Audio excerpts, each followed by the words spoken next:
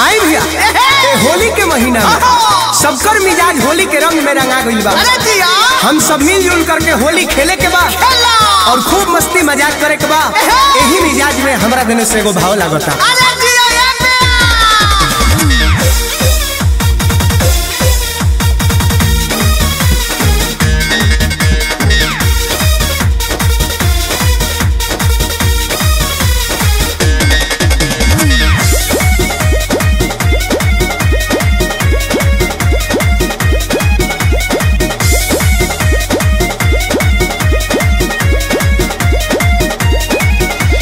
गजब के धार बदला न फागुना हटा, देखो फागुना हटा, हो देखो फागुना हटा। खेले खातिर रंग बाछी देवेली बोला हटा, देवेली बोला हटा, हो देवेली बोला हटा। गजब के धार बदला न फागुना हटा, खेले खातिर रंग बाछी देवेली बोला हटा।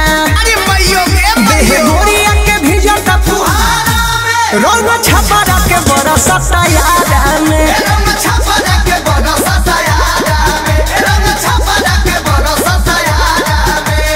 अरे जिया मछलो किलान से कॉलेज में हो गए। अरे बाप रे बाप, होल का हलाल हो गए।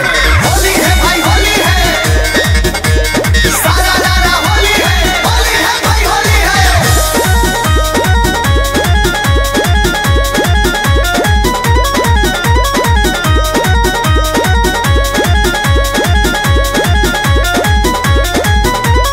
लागता जोगिरा सो दूर दूर ले गौजी, मांगेली कलौजी सासाराम वाली भौजी। रंग से जे भागे उह पक्का भपोल, रंग से जे भागे उह पक्का भपोल।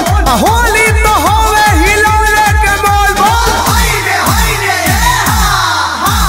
लागता जोगिरा सो दूर दूर ले गौजी, मांगेली कलौजी सासाराम वाली भौजी। गाँव गाँव बड़ा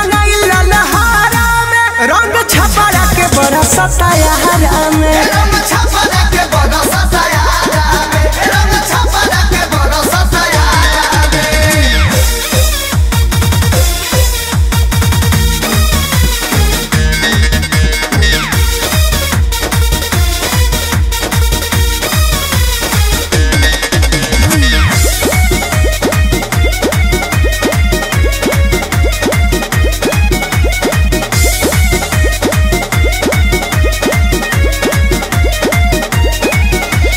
विजय चौहान शैलेश राज हवे लगुआ, घूमी घूमी खेले के बा भौजी लोग से फगुआ। जम के ठोकाई जब होली के ताल, जम के ठोकाई जब होली के ताल।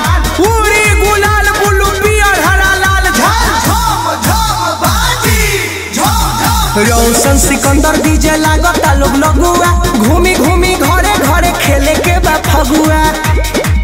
बात कहे पड़ा तू मनाई सारा में, रंग छपरा के बरसता यारा में, रंग छपरा के बरसता यारा में, रंग छपरा के बरसता यारा में। गजब के धार बदला न फागुना हटा, खेले खातिर रंग बाछी देवेली बोला हटा।